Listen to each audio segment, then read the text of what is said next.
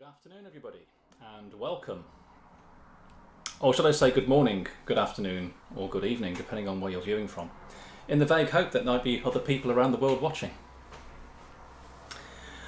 So today I'm trying another experiment, because I tend to like experiments, where we have this live YouTube session followed by the Zoom session. Of course, the difference is that this session will be recorded, so you may be watching the recording of this, and therefore there won't be a Zoom session, but hopefully most of you are going to be watching it live anyway. So for this session we're going to be exploring the central channel, and by exploring I mean we're actually going to be exploring it using meditation methods. So we're going to be looking inside and kind of finding it and working our way through.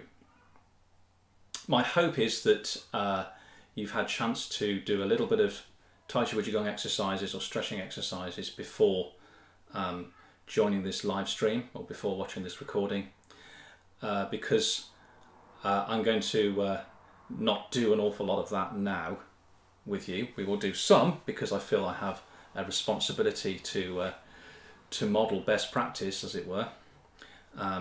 And it just ain't going to work for you very well if you haven't really stretched open, particularly the spine, as we're working on the central channel, which sits just in front of the spine. Okay, so having said that, let's just do a little thing. Hopefully most of you are aware of the enclosing Daoyin, or the ending Daoyin, which normally we do standing up, and if I stand up now you probably won't see my head. That may be considered to be an improvement, but you won't be able to see what I'm doing. I'm just going to show you that you can actually do this exercise sat down. It's not quite as effective, but it's still effective. The thing is, you've got to make sure you're sat right. Now, what does that mean? Hopefully you all know that too, but I'm going to explain anyway. You want to be perched on the front of your chair. So, not sat back in the chair, because that's more of a kind of lazy sunny afternoon, which is kind of what it is today, isn't it really? In fact, I'm going to turn around this way because the light looks better that way. But actually you're a little bit forwards on the chair and you're pushing into the ground a little bit in the feet. So the feet need to be behind the knees, in a sort of, if you're looking vertically down, they're kind of hidden by the thighs and the knees of your legs. Yeah. And you're putting a bit of weight into them. I say pushing down, but at the very least you're putting some weight in. Let's say about 50% of your weight is in your feet and the other 50% is in your bum. By doing that, therefore, you're able to lean a little bit forwards. In fact, you have to lean a little bit forwards to get the weight into the feet. It takes the weight out of the lower spine and the lower part of the back and brings it forwards into the abs where we want it. And that's kind of what you'd be doing when you're standing up. This is just the sitting down version of the same thing. So we're creating the same effect in the body. And then basically the enclosing Daoyin is stretching out sideways. We're missing my hand, so if I move that way that's better. Stretching out sideways and then bending at the elbows to form an apex. I'm just trying to make sure I'm facing the right direction for you. And then pushing down through the hands, pushing down and past the legs. Yeah, so the hands, unfortunately you can't see it, might be able to stand up.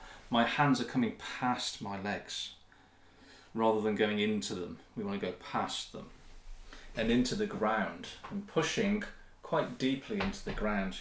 You let the arms almost straighten out, and then when they are almost straight, just relax the wrists. I'm going to show you by lifting the hands up. Just relax the wrists and let them go down. So the wrists go down, the fingers point down into the ground, and then you rotate the arms and the shoulder joints and then stretch up sideways again.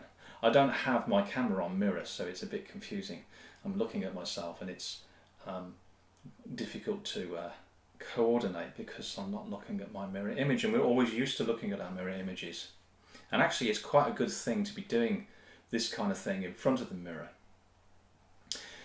especially if you're there on your own when you don't actually have anybody to give you any feedback on how it's going. Because, you know, how it feels is one thing, how it looks or what's going on is another. So let's just carry on doing that. Breathing in on the upstroke, stretching the spine, and breathing out on the downstroke. One more go. Breathing in on the upstroke, hold it, breathing down on the downstroke. Now for some details which are important. First set of details for you. We want to be moving things sideways, yeah? So the shoulders need to be moving out sideways. Also, we want to be lifting up. Yeah?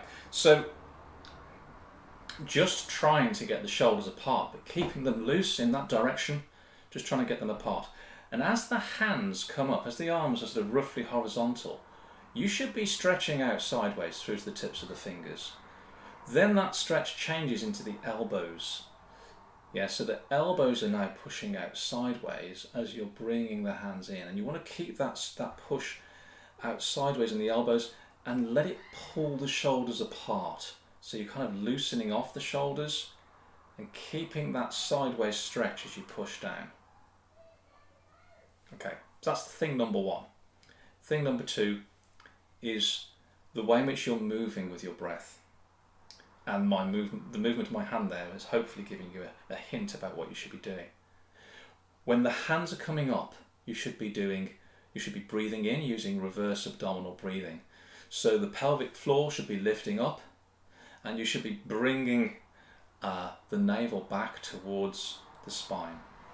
So when I say bringing, you should be pulling it back and lifting up. So there's quite a bit of exertion going on there in the abdominal cavity as we're breathing in.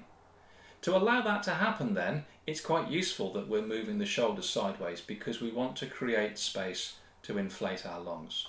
And we want to relax the chest area to allow that to happen. So we're breathing in. By relaxing the chest area, your body will naturally inflate that part of the body, will naturally let the air go into there as you're breathing in. Here, you're holding your breath. And then here, we're breathing out using reverse abdominal breathing. So this time, you're keeping the pelvic floor lifted up,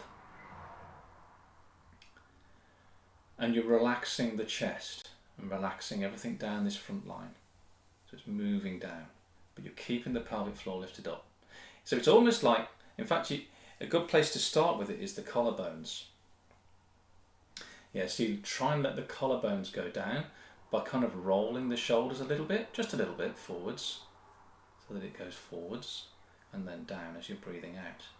So all of this, which feels stiff and hard, like it should be bone, most of it is gristle and muscle. You're just letting that all relax and move down. We're not pulling it in, we're moving it down towards the belly. So it's almost like you're moving down at the same time as lifting up. So it's almost like you're bringing two things together. The pelvic floor is coming up, and all this stuff here, along with the diaphragm, is moving down, moving down, moving down. So you're trying to make contact, if you like, with something that's being pushed up by the pelvic floor as you breathe out. Good. Shall we do that again? So this time we're going to use that breathing method, and we're going to use this technique of trying to get the shoulders apart. So on an in-breath, lifting the pelvic floor up, stretching out sideways, and then an out breath, nice and slow. Let your hands go at the speed that you want to breathe out at. And then pushing beyond your legs, pushing down into the ground. As you're touching or kissing deep down inside the lower part of the abdomen. One of the very important key pieces of information that I didn't mention, because I kind of think, well, I say it so often, you ought to know it by now. But the thing is, you really have to stretch the spine. You really have to lift the head up. So as we're going down, all this lot's going down, but your spine needs to resist. Yeah, so you're keeping the head back on top of the shoulders, otherwise it's going to pull it forwards, and we want to just keep it back so that we can keep the spine open.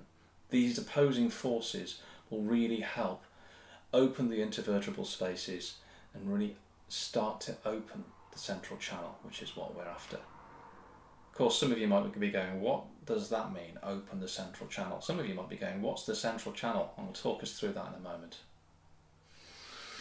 Just keep doing this. Keep using that breath. Using that breath. Sending up as we're sending down. Quite a bit of work this, quite a bit of things to think about, yeah? Which is good because it stops you thinking about all that other stuff that probably has been bugging you, keeping you awake at night. So this can actually be quite a useful exercise to do shortly before you go to bed, provided you can maintain that sort of quietness that you get from it. So, do this exercise, but then don't go and look at Facebook on your phone before you go to bed. In fact, I would suggest just putting your phone in airplane mode for about an hour beforehand, just to signal to yourself that it's all time now to turn off. And in fact, now is a good time to put your phone into airplane mode. Pushing down into the ground as you're lifting up.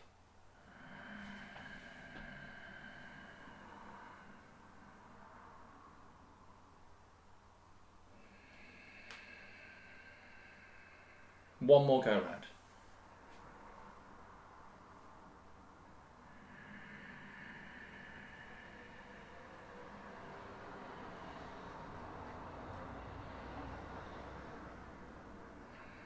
Pushing down into the ground, bringing the awareness into the middle of the belly. So that's halfway between the navel and the bottom of your body. Just in front of the spine. So just letting it sit there for a moment. Why just in front of the spine? Because that's where the central channel runs. Just in front of the spine. So it goes. The main superhighway that is the central channel runs from the perineum and then goes back and through the sacral cavity and then up, basically just in front of the spine, right the way through into the seat of the skull, and it kind of goes through the back of the nasal cavity and then through into the head and out the top of the head, and as far high up into the sky as you wish it to go. So what is it? Well, it's not a physical entity that sits in your body, but it is an entity that sits in your body. The Tibetans call it the sort of part of the subtle anatomy, and I quite like that term. Another way to think of it is a channel along which key information travels. That information can be both physical and subtle information, so part of the subtle body but also part of the functioning of the physical body. And these channels, of which the central channel is probably the most important, kind of exist as an interface, if you like, between the subtle anatomy and the physical anatomy. And you know what? I don't think really there's much else that we can say about it. It's other than to say, well, if it's not physical, if we can't find it, you can't find it. If you cut your body open, please don't. But if you did and had to look for it, you wouldn't see it there. But you can see it, and you can feel it with your mind, with your internal awareness. If you're strongly kinesthetic, like me, then you will feel it easily. If you're strongly visual, I am visual, but not quite as strong as I am with kinesthetic, then you will see it.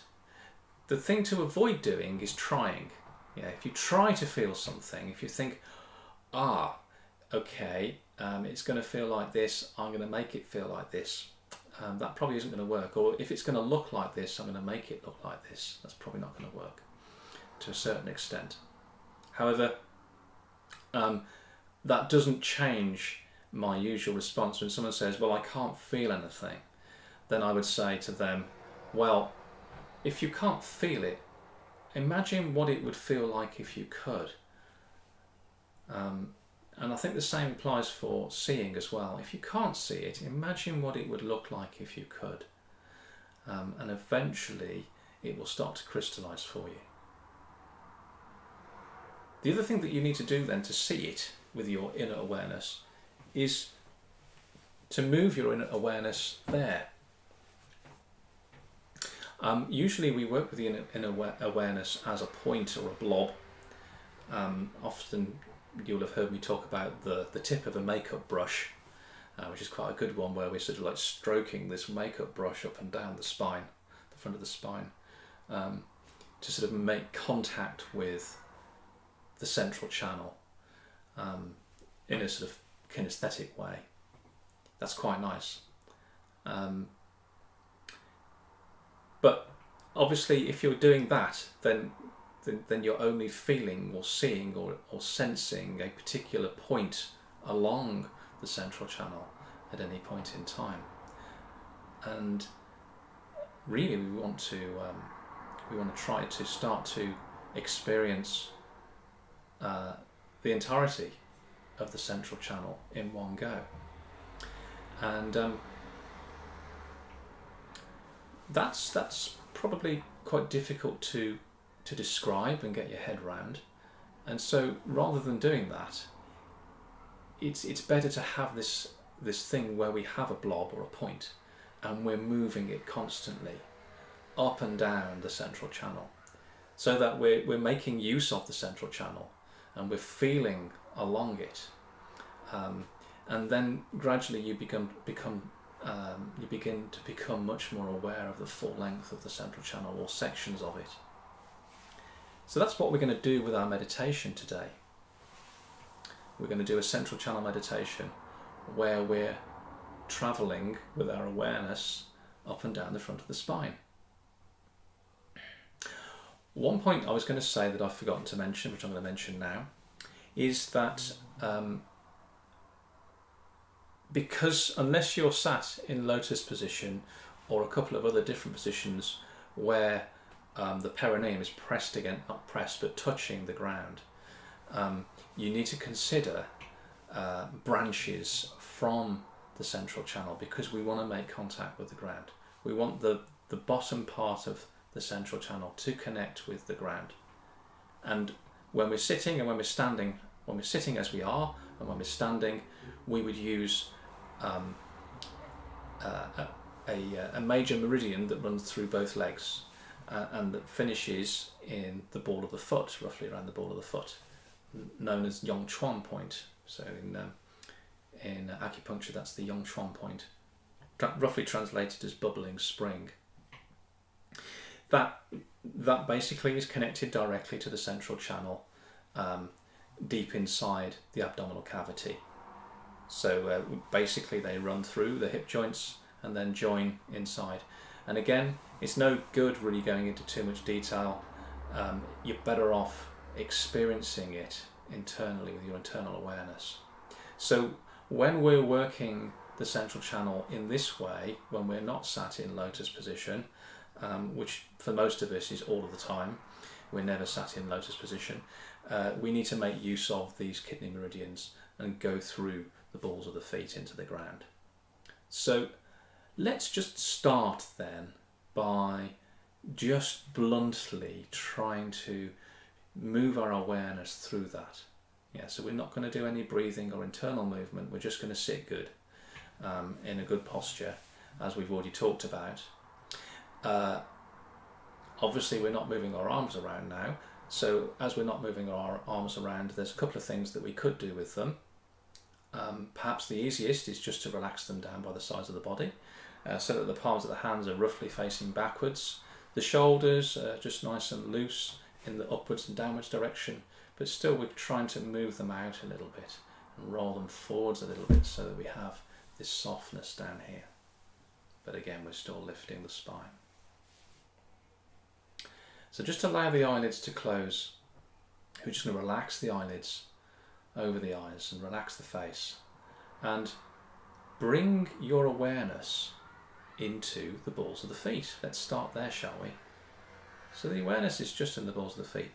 And how do you do that? What does that feel like? What does that mean? Well, you can just focus on the feeling of the balls of your feet pressing on the ground due to your body weight. And if they're not, by the way, pressing on the ground due to your body weight, then now's your chance to shift around so that they are. So shift your sitting position so that the body weight is making the balls of the feet connect quite firmly with the ground. And then you can feel the ground, or the inside of your shoes or whatever you're wearing, pressing against the balls of the feet. And then just really focus in your awareness on that, on those 2 points. And then, well, where does it go? Sort of just draw it up. And again, you can do this quite bluntly. First of all, your point of awareness can be quite a big blob, so it can actually just be moving up the entirety of the leg, and you can feel you kind of got like a sphere or a ball just going up the leg, and it's about the same thickness of the leg, so it's running through the entire thickness of the leg, coming up past the knee joint, coming through the thigh, and then going through the hip joints and into the center of the belly, and then just seeing if you can feel your way up the front of the spine, vertebra by vertebra. Chances are, if you're not used to doing this, you won't be able to differentiate one vertebral body from another, and you're just like gradually letting it roll off the front of the spine and not worrying too much about what you can feel, which particular bone you can feel or sense. And until it gets into the throat area, and then it goes up the front of the spine through the neck, goes deep into the skull, through the back of the nasal cavity, into the center of the head, creeping its way right the way up to the top of the head, underneath that top bone of the skull, and pushing your way out a little bit. Just taking yourself that far and then letting yourself come back down again. So going back down through the middle of the head, down the back of the nasal cavity, down the throat, just kind of going down the back of the throat. That's where the front of the spine is roughly. And then into the chest cavity, all the way down into the abdominal cavity. You feel the sacrum, and then it splits off into two, goes through the hip joints, turns into a big blob so that you can feel the entirety of the leg. It's going right the way down the leg, through the knee joints, all the way down into the balls of the feet. And then why not try and go a little bit beyond that, so you're just sending out roots into the floor of the ground. And we'll try that 2 more times. I'll just let you do that in your own time. So you're just exploring. So when I said at the start we're going to be exploring the central channel, this is exactly what I meant. We really are exploring it with our inner awareness, to bringing it up the legs, through the hip joints, and then all the way up the spine, from the sacral area, all the way up, through the neck, into the nasal cavity, and up through the center of the head until you touch the inside of the top of the skull. And then bringing it all the way back down again.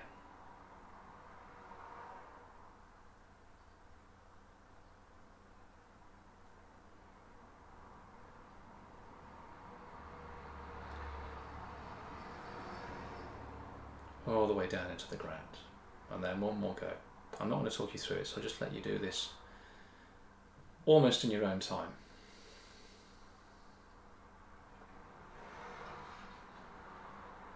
But I'm going to do it with you.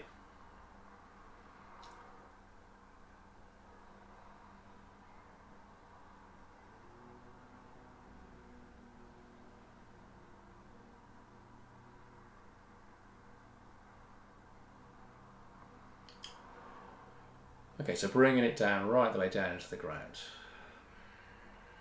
And just being there on the bottom of your foot for a moment or two.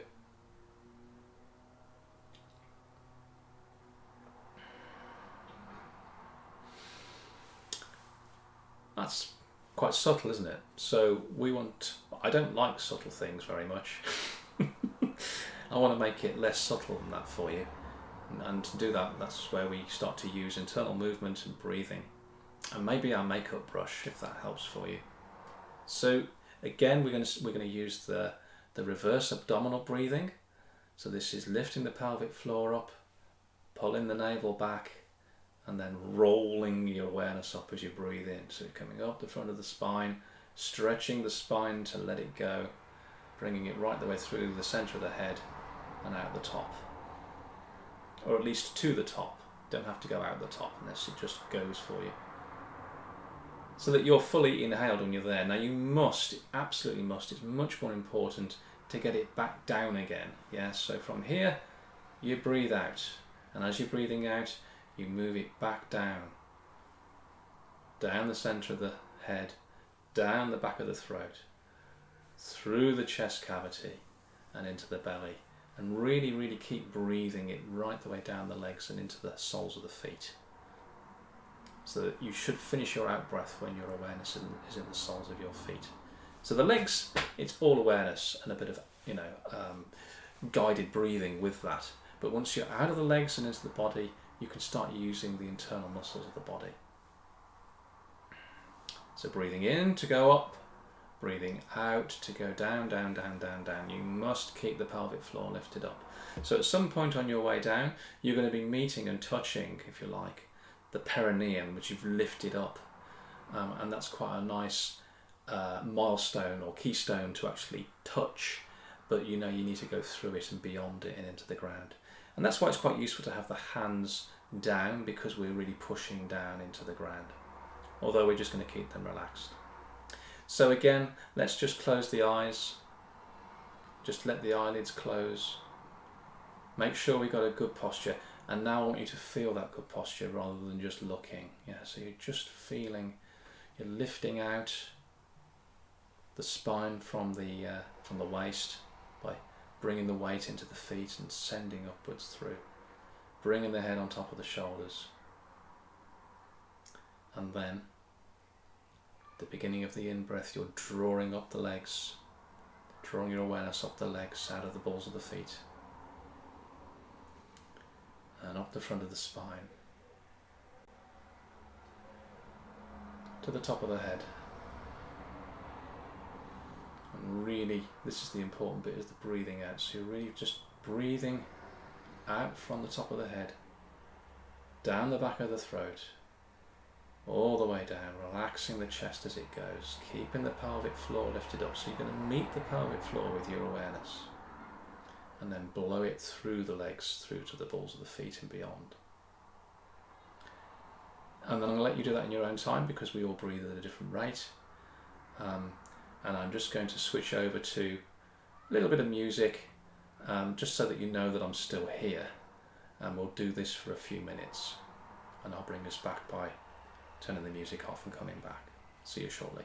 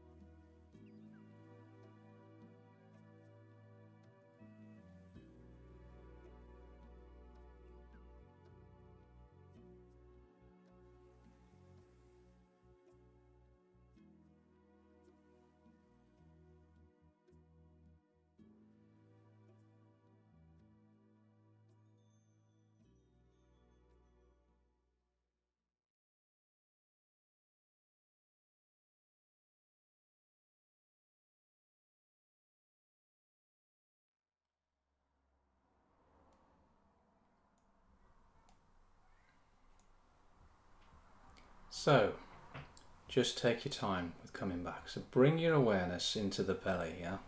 So before we left it in the feet, but wherever you are, just let the awareness center on the belly. And in your own time,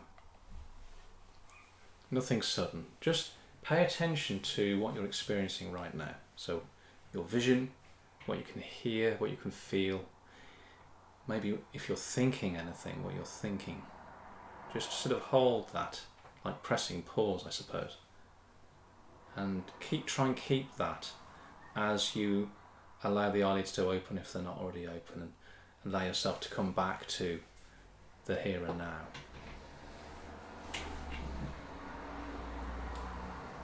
So quite a gentle, subtle meditation, but quite profound, I think, and it's really, really important piece to the puzzle, really, to get the central channel open. It's absolutely critical, really, to all the stuff that we're doing, is to have that central channel open. We use it in Tai Chi, don't talk about it much, but it's there. We have to use that. The Qigong is all about getting the central channel open, amongst other things, and naturally it supports what we're doing with the meditation. So, and it will lead on to what we're going to be doing next in the Zoom session, if you're lucky enough to be watching this live and preparing yourself to log out of YouTube and log into Zoom. And so on that thought, I think it's probably best if I bring this session to a close. Thank you very much for tuning in. It's lovely to see people viewing live stream, and I hope that other people will be looking at this as a recording, and maybe even you guys will come back and look at it as a recording as well. So that's it. Hopefully I'll see you in a bit, but if not, I'll see you soon. Bye for now.